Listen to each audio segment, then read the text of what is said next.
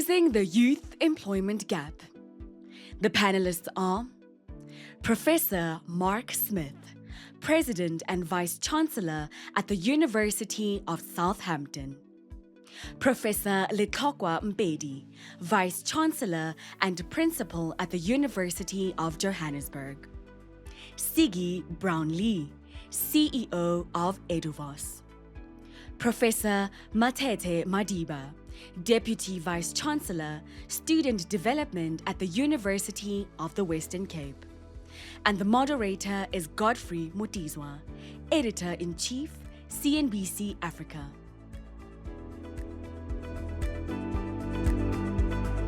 Hello and welcome to this panel discussion titled Closing the Employment Gap. My name is Godfrey Mutizwa. Let's start with the stats. Now, according to the African Development Bank and the United Nations Economic Commission for Africa, only a quarter of the 13 million young Africans who enter the job market every year find jobs. 1/3 find what they call vulnerable employment, with the balance vanishing into the informal sector. And I say vanishing because we do not have stats for those in most of the continent. Today, we will explore the causes of this gap and how academia, industry, and government can work together to bring practical strategies to prepare the 830 million young Africans expected to enter the job market by 2050. Let me begin perhaps with you, Professor Mpedi, and I wanted to begin by quoting a statement that came through from the new Minister of Higher Education here in South Africa, and I thought it captured really succinctly the issues that we face here. Direct quote, "The truth is that our post-school education and training systems remain fragmented and uneven. Too many young people are locked out of opportunity. Too many skills are taught are not the skills the economy needs." Your view in respect to what then needs to be done to connect the school system, which appears to be producing what the economy does not require. Good morning, Godfrey. Good morning to you, and also good morning to fellow panel members. No, I agree with the Minister 100%. What we need is quality education, and that is offered alongside quality vocational training. You know, this approach, this dual approach of, providing theory, but that is coupled with practical training is extremely important. And we need a multi-pronged approach with multi-stakeholders working together. Universities, employers, and government need to work together. Are you saying that at the moment that is not there? The school system is simply working and producing the young kids who are then expected to find work in an economy that has not had input into the school system? Something is happening, but it's not enough. Right. I liked what the minister, from my understanding, is saying that, look, we need to strengthen what is working and fix what is not working. Yeah. So we have all sorts of partnerships that are producing desired results, but is that enough? It's not enough. We can do more. Absolutely. Professor Madiba, can I come to you, your analysis of the problem before we go to the solutions? Thank you. The big word for me in what the minister is saying, what you've quoted, is fragmentation. Of course, we have to work harder on that fragmentation. There is work going on to understand how our ecosystems work towards preparing our young people for the job market and what should be happening after their graduation.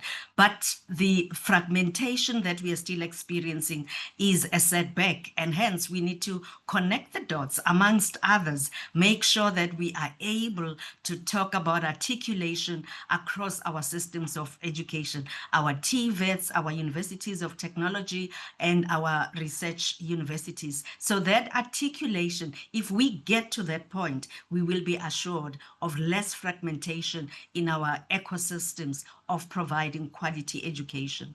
I don't want to regress, but I want to regress, and I want to ask the question, why are we where we are 30 years into democracy, in your view?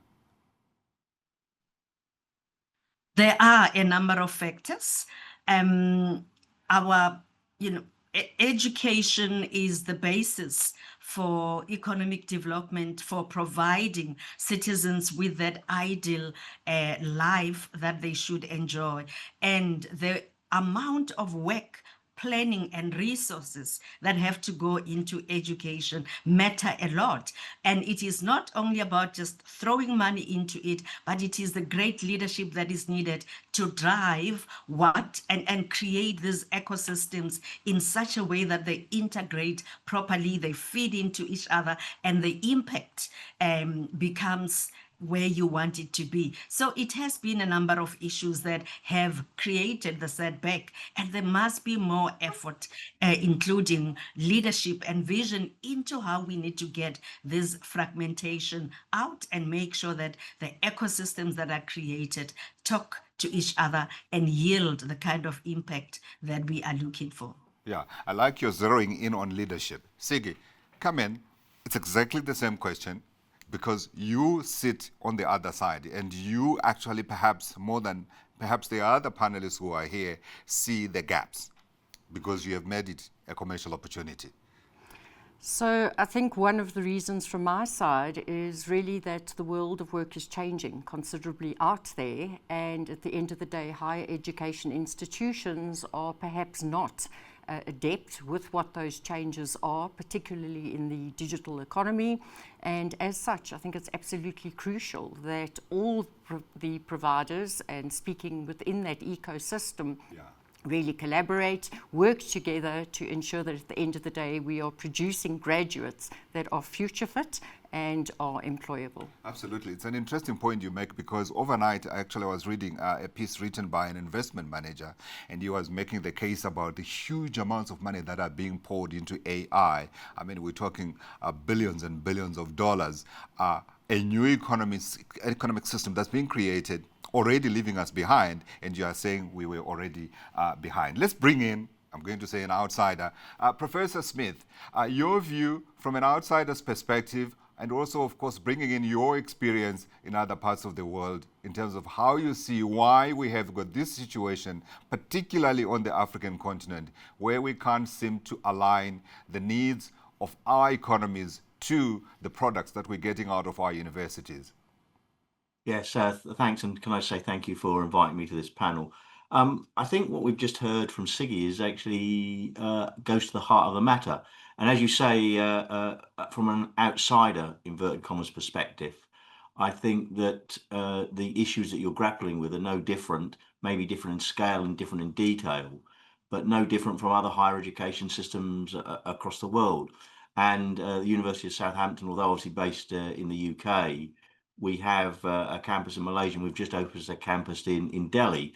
And one of the things that we've been very careful to do with the new operation in Delhi is to get close to the jobs market, because we want to introduce a curriculum that is, future proofed because of the rapid changing nature of the economy. And I think that's at the heart of the matter here, in the sense that if you look at what university education's about, you've got the core understanding of your degree, whether that be in English or physics or whatever, and you need kind of competences in that subject, because that's what a degree is telling you. But it's much more than that. It's about preparing people for the economy, and universities are having to run to keep up with that rate of change. And universities, in some ways, have a reputation sometimes for being slightly slow moving, but I think they realise that they have a duty to both the taxpayer for funding them and the students for making sure they're prepared for their future. And therefore, it's by close collaboration. It's by not saying we know best. It's by saying we need to do things in partnership. And there's a whole range of initiatives I can point to, but perhaps we can get onto those later, where co-development of the curriculum with the stakeholders is hugely important. And I see much more of that happening than I did a decade ago. And I think that helps universities keep up with what the jobs market is really demanding from our graduates. Yeah, and in your view, where do you begin? Do you begin at the higher education level, or do you need to go really a root and branch here in terms of re-looking that curriculum?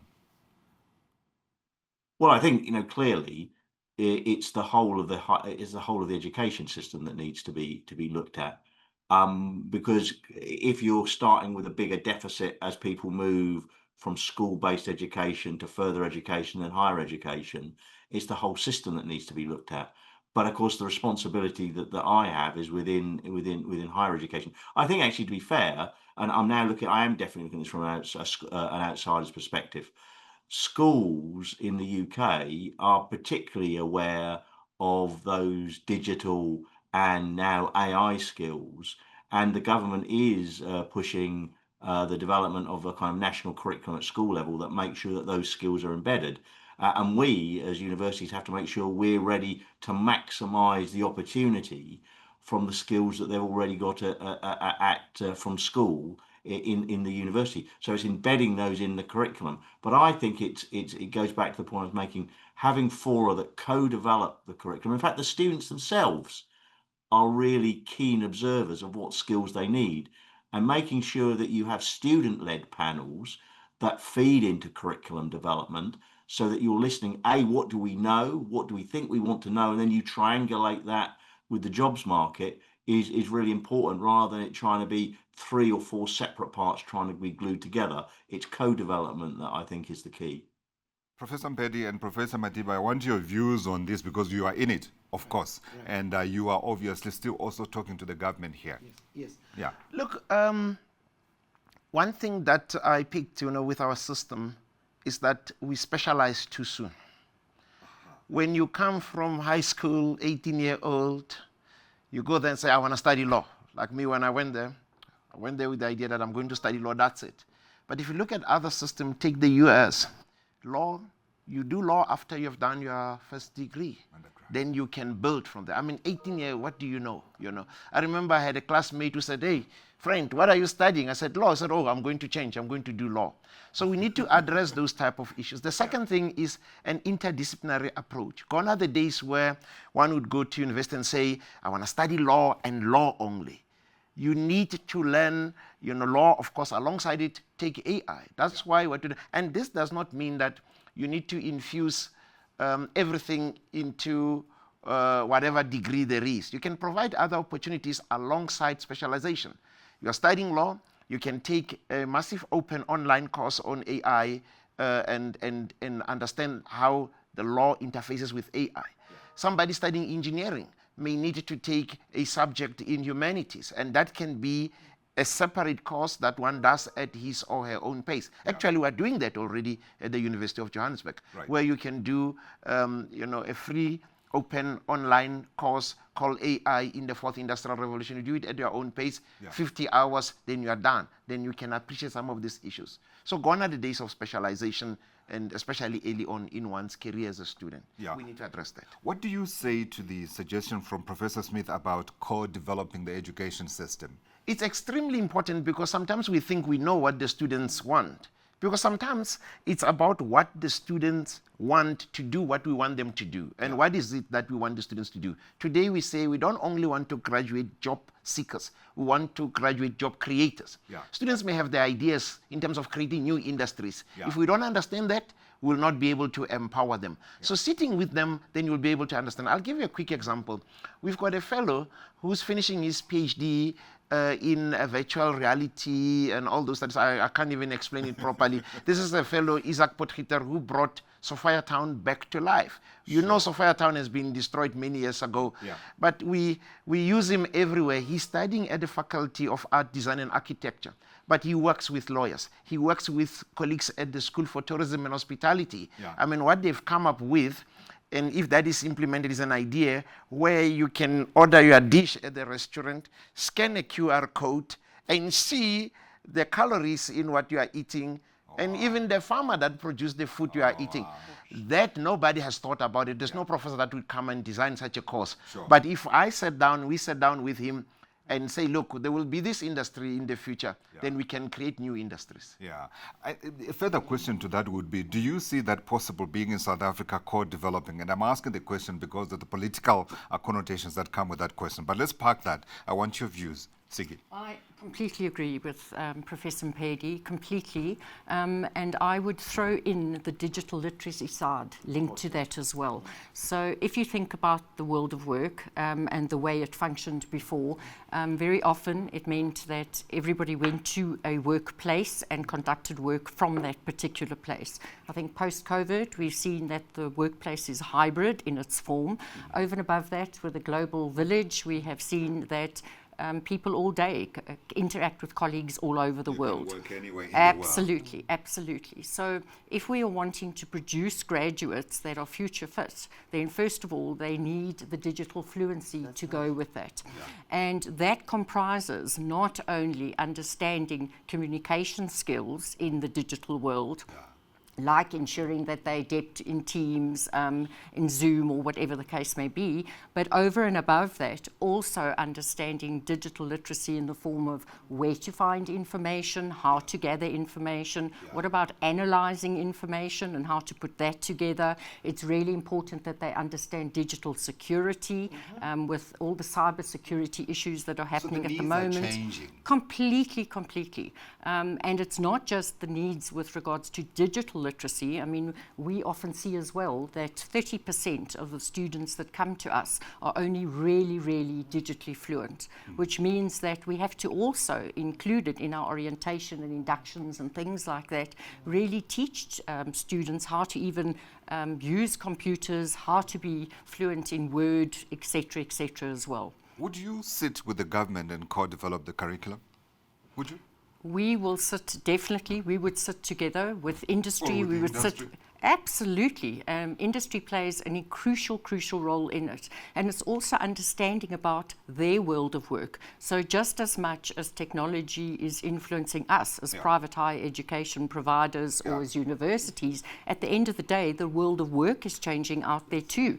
They are doing things differently. So unless we understand how technology, how AI, and everything that's affecting their work and what their work, their new world of work looks like, at the end of the day, we can't produce graduates that are future fit in terms of going to that work.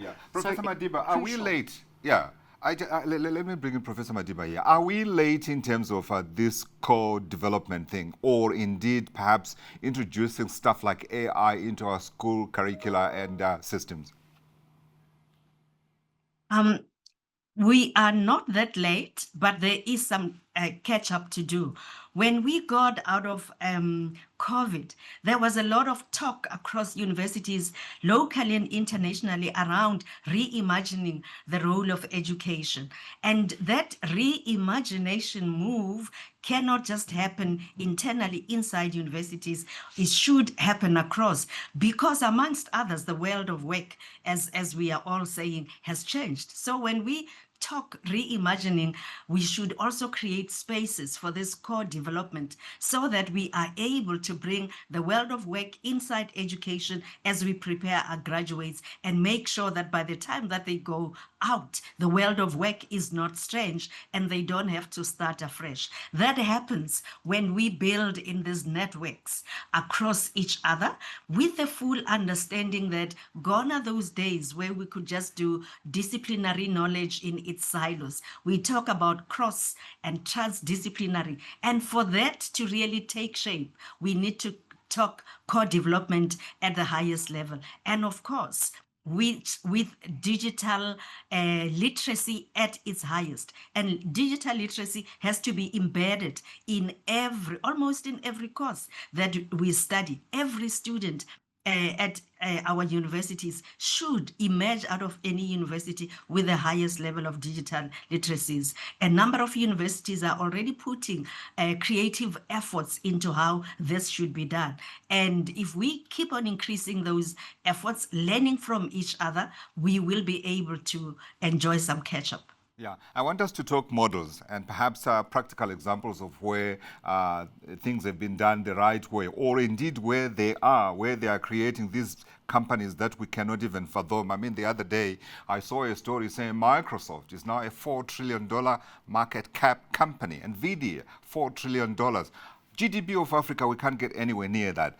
Professor Smith, I wanted us to move on to models, but I also wanted to say to you, in the studio with us, Siggy is a very nice guinea pig for us because she has actually on a course where she is looking at that disconnect between the student who's coming out of the school system into the working environment. But please share with us examples from where you are, where you have seen things working for the better, because you are in the developed world and that's where these companies I'm talking about are coming from. Yeah, I mean, you've gone on to a very important point there, which I hope isn't going, is skewing the discussion, but a point that you've just made is absolutely crucial, because you've got to remember the other thing universities do, of course, is research and enterprise.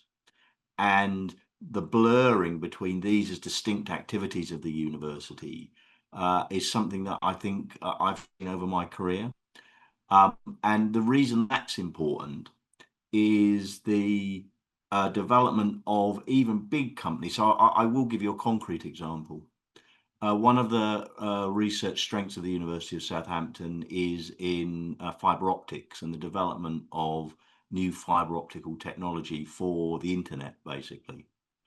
And a company that was spun out of our optoelectronics research centre and set up close by has recently been bought by Microsoft for a considerable amount of money, actually. But the key point there is that's an absolutely key way of transferring technology and skills, because it's the skills of the people who came out of the university that were able to develop the new technology that then was a great asset to the growth of a company. And that in itself has created jobs in the region. Because one of the other things universities do, you've talked about developing the skills so people can go into the world of work. Developing the world of work itself from universities and companies and entrepreneurs and new jobs is another role of university. So creating the ambition and the skills of those students who have that inclination to be able to develop the ideas of tomorrow and to develop the companies of tomorrow is equally important as just thinking about the curriculum and the skills itself. And that's a very, very important dimension of preparing students for the broader concept of the world of work. Yeah. Professor Mpedi, I saw you nodding. Yes, no, I agree with Prof. Smith 100%. But are we blaring them here in Africa? Look, we can do better. Okay. And we need that confidence. You see, the biggest problem on the continent is that us as Africans, well, it's important to fly over and go to other continents. But we fly over Africa, we do very little together. We need to pull our resources and intellectual capacity together and learn from each other. I can tell you we can achieve a lot. There's amazing things that are happening, and we need to just come together. I mean, this issue of universities creating industries, there's so much research that is generated, and we need to intensify our efforts in terms of how we use that, to create new industries, support our students, and so on. A lot is being done, but more can still be done, and we need support. Yeah. You were actually raising a point I wanted to pick up on, which is that do our governments listen to our universities, actually? Do our governments make use of the research capacities of the universities that we have on the continent? Or is it about sitting as a political party and saying, this is what we'd like to do in our country because we are going to be creating an egalitarian society that does this and that and that and that? Are we moving past ideologies? Look, something is happening, but more can be done. More can be done. And we should stop being humble, because when we talk amongst ourselves, we learn that University Y is doing amazing work, but that is not shared. The government cannot chip in if it doesn't know precisely what is being done. We must stop being humble as Africans and share and say, we've got this idea, and knock on doors till they open. There isn't enough collaboration, you're saying. It's important. Well, Siggy, come in and share the work that you are doing, because when we were chatting before we came into the studio, you were telling us about this amazing work that you are doing and the insights that you are gaining just from trying to understand how to connect the two. Come. Yeah, and as I mentioned to you, I've been liaising with numerous organizations across the continent and also students with regards to better understanding what would make graduates more employable and what universities needed to do as part of their strategies going forward in changing to enable that we meet this need and this demand. Sure. So, and particularly, might I add, within the digital age. And I think the first thing that I spoke about was the digital literacy side and digital fluency. But that also was interestingly extended to soft skills. So, for example, up until now, when we teach things like communication, if we teach project management or critical thinking, problem solving, or whatever the case may be, we've taught it within a specific environment and within a specific context. Yeah. And what's coming out now from organizations is to say you need to adapt that then to thinking and following it within a digital environment. Sure. And I mentioned communication just as an example. Yeah. So the soft skills that we are embedding into our curricula and teaching our graduates need to change and be adapted accordingly. Sure. Interestingly enough, the whole topic of hybrid learning came up because I know that universities are often grappling with this, and that's really the environment as well. We're grappling with it here at CNBC Absolutely. Africa, I can tell you that. And what we really said is that the industry was saying that they actually found it very beneficial. So they found that graduates that had embarked on a hybrid learning mode during university, first of all, were more able to adapt to the new world of work quickly because they understood those skills. But over and above that, two very important additional things came up. Yeah. And first of all, they said that hybrid learning teaches people to be self-efficient and self-effective. And the reason being is that students who are studying virtually have got no one to turn to be able to find out solutions. So they have to waddle through the solutions and muddle through them themselves. And this is a critical skill that's needed in the new world of work today. The other is self-management. So I found that quite interesting. Yeah. The whole ethical side came up really strongly as something that work understanding, work ethic, understanding the workplace and how behavior and etiquette was in that regard as well. So that came out strongly. And then I think what came out from the students is that they really wanted to move into much more of the ed tech scenario, much more into education, technology and AI, but there is an absolute fear amongst them. So whilst they might be using AI in other capacities, when they are doing their studies, they're so afraid of the consequences of using AI that really teaching students about the responsible use of AI, what the benefits are, and getting them adapting to using AI tools within their curricula would really help in that. So those were just some of the things that came out. Very interesting indeed. And I'd like to invite the other panelists as well. If you'd like to respond to Sigi's thoughts, you want to come in first? Yeah. Look, this is extremely important because now you have to provide people with the opportunity to pick and choose what they want to learn, and also lifelong learning. It's easy to pursue that path if you have the flexibility to work and while studying. And another important point is that the future of education is changing. It's the physical alongside the virtual. And down the line, we'll see, the virtual crossing into the physical and the physical, and people should have that flexibility to come in and out depending on their life or what is happening, in their lives, work and so on. Absolutely. Professor Madiba, I'm inviting you to contribute if you'd like to the points that Sigi raises, but I wanted to throw another point to you and say, should we be talking about producing students for jobs, or we should be talking about producing young people who are able to make something of themselves in this new world that we are in, i.e., dunk the whole idea of creating jobs. Think more about creating a student or a person who is able to look after themselves, whichever way they may be, social entrepreneur, or perhaps it's a job, or perhaps it's something else completely different. Of course, the mission of higher education is broader than just building skills for the economy. It is about also producing students who are part of a critical citizenry.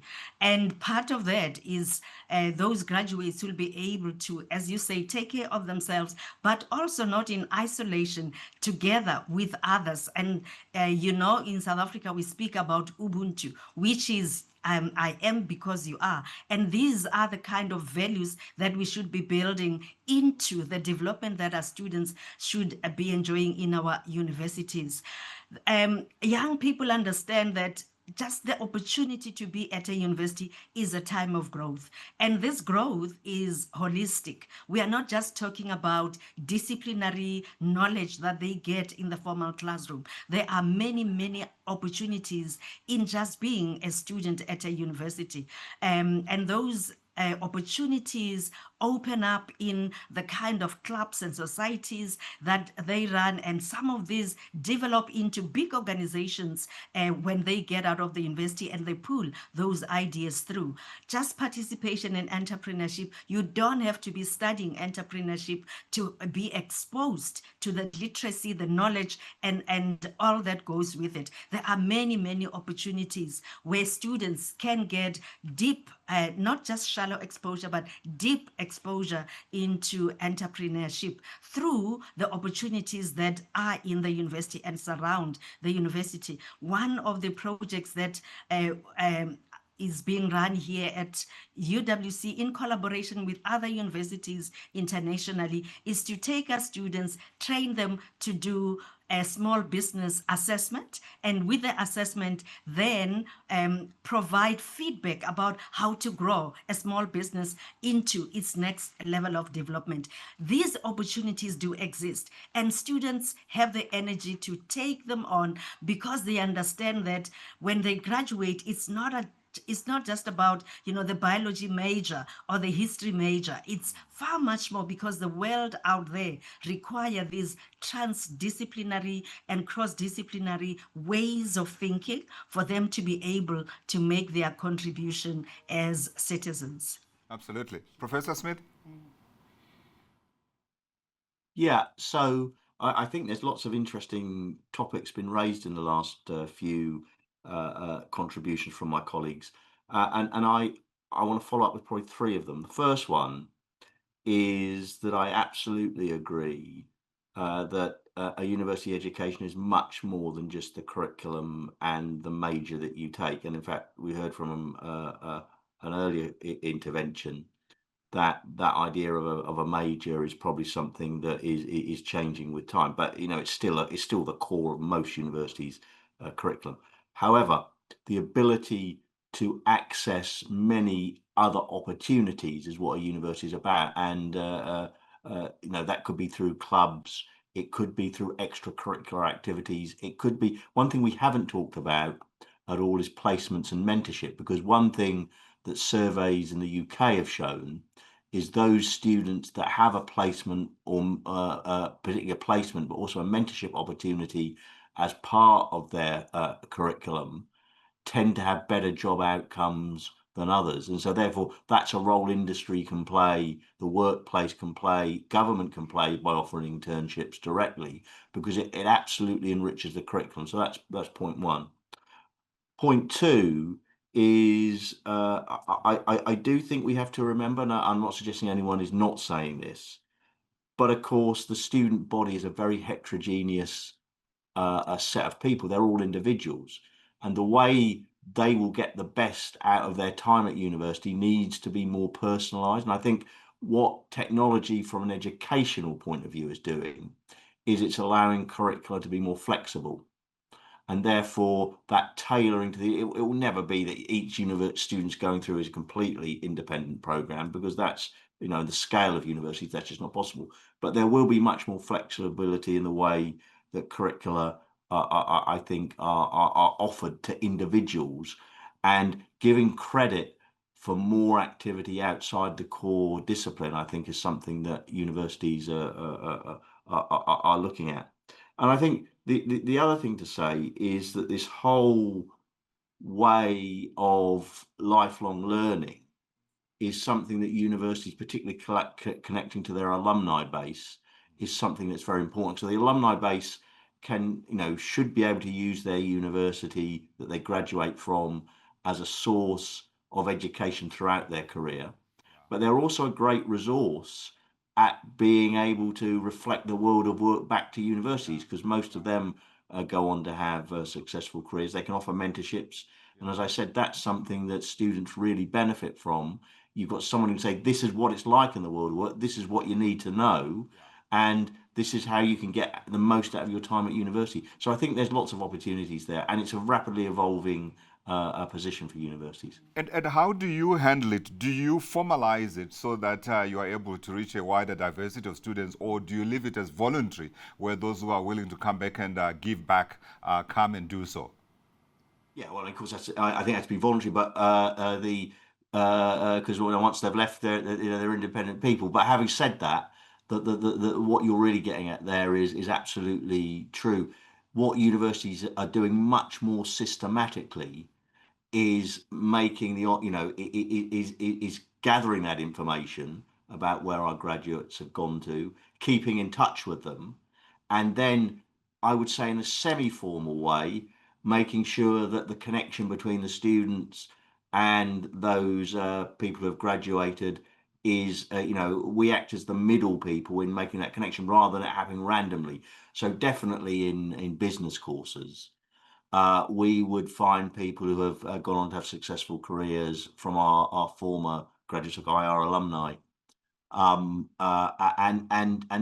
make it easy, because what you don't want is you don't want to put any barriers in the way to making that interaction easy. So we do everything we can as an organization to collect the information, put the right students in contact with the right mentors, and then have some way of facilitating that. And in some courses that is more formalized, it's recognized as part of the curriculum, and in some disciplines it's not. It's much more informal, but we've tried to make it much more widespread across the university. Absolutely. I completely concur with Prof. Smith and also Prof. Mpedi, what you were saying earlier about the work integrated learning side. Certainly at Eduvos, we make it mandatory. So we put work integrated learning as a core, integral part of the learning, where students need to go and immerse themselves in industry and come back. Over and above that, other ways of doing it are also to invite industry into the university classes to share their experience. Obviously, if you've got faculty that have industry experience, that really helps as well, not just pure academic side. So that's really important. And the other thing is to really have industry sitting as part of your advisory boards, as you rightly said earlier, co-creating that curricula to ensure that it's aligned and it's future focused. You've gone on to my next question, because I wanted to explore this collaboration theme and whether we actually require formal structures that integrate industry, schools, as well as the universities together, so that we're constantly evolving and changing and adding to whatever curriculum that we are building. You need both, informal and formal. Some things start informally, having coffee, and then result in an MOA, Memorandum of Agreement. So that type of partnership is important to address this norm. We have it now. We don't. No, we do have. I mean, NASPAS goes and just grows into a behemoth, and we take no learnings at all as a country. And yet we've created a global leader. Yeah, look, at an institutional level, many institutions have got great partnerships. And I'll give With an example. companies. Yes, I'll use my university as an example.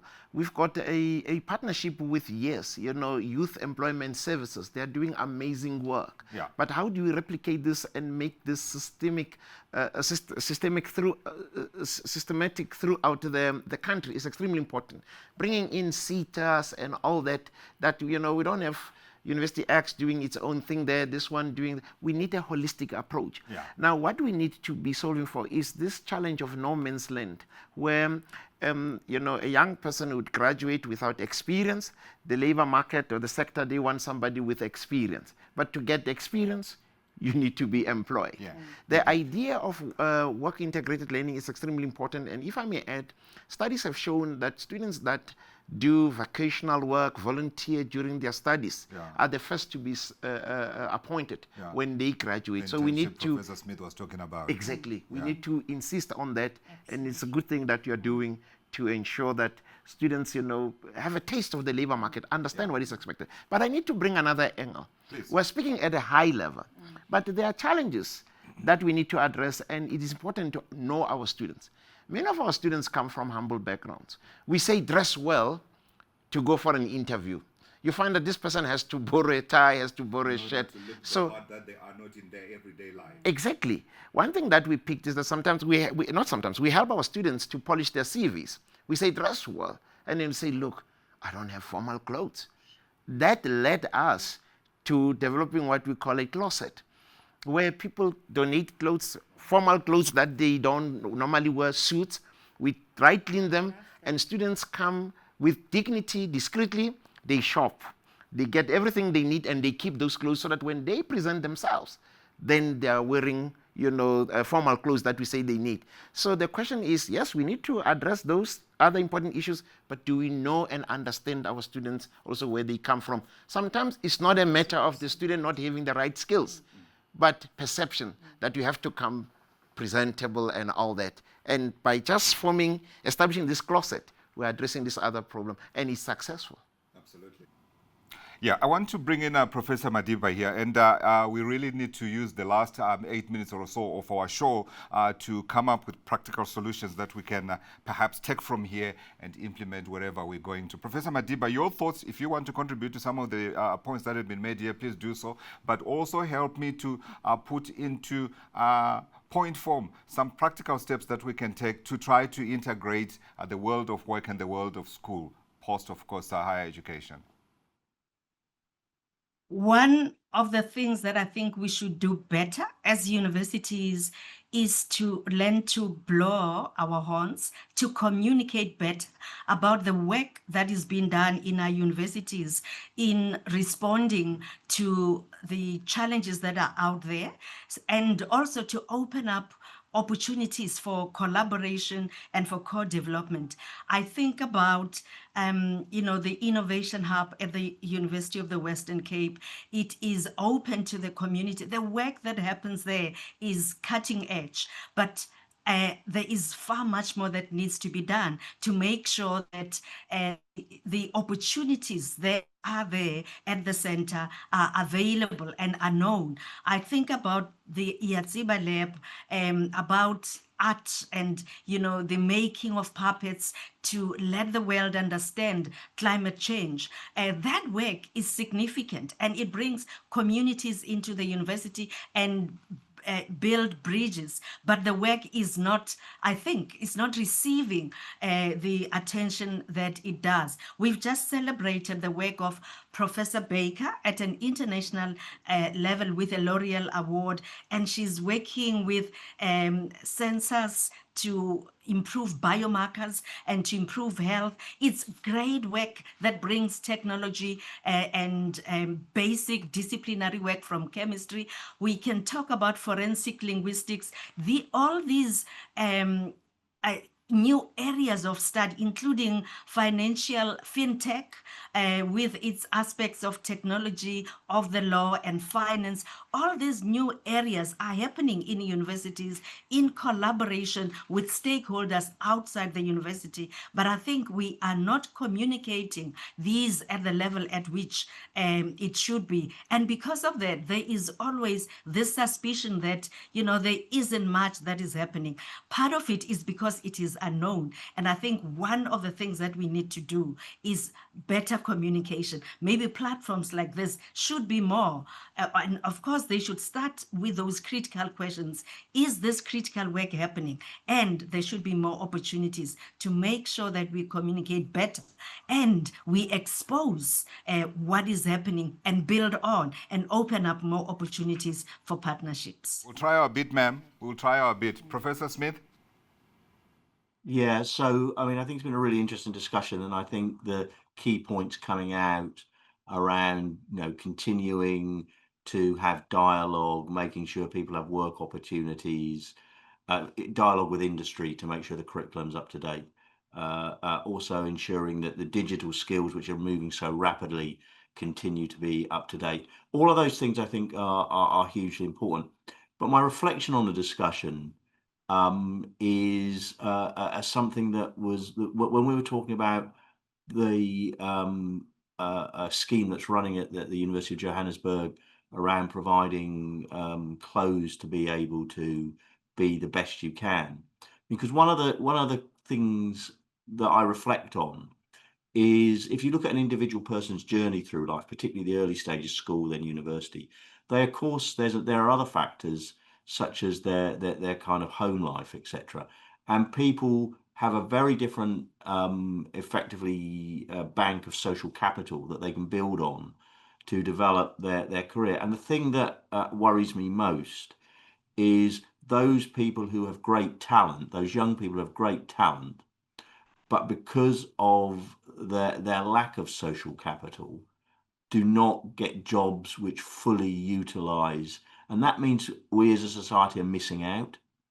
And therefore, ensuring that universities play their role in levelling up that. And I don't mean it in any kind of politically dogmatic sense, but I mean it in maximising the potential of each individual, because if we do that as a society, then we're really doing the best we can for society and future generations.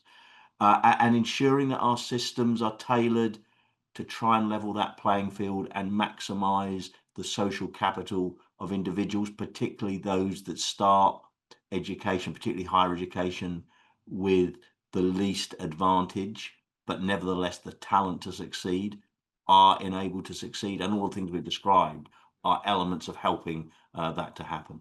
Absolutely. Thank you, sir. Sigi?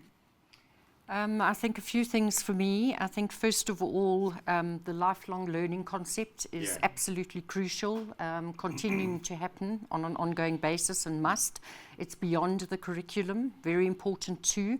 I think putting the student first has come out a lot today, and that includes additional guidance with regards to career readiness and how to ensure students are able to then transition into the workplace. But I think added to that with students first is about student wellness and really understanding that and assistance in that regard, as well as then financial assistance as well. 100%. So Yeah. that's what I would put it down to. Yeah. Professor Mpedi, you have the final voice. Yeah, 3 points from my side. A dual approach where theory, alongside practical. And one can make use of simulation, virtual reality, augmented reality to provide that practical training that is much needed and will help our graduates in industry.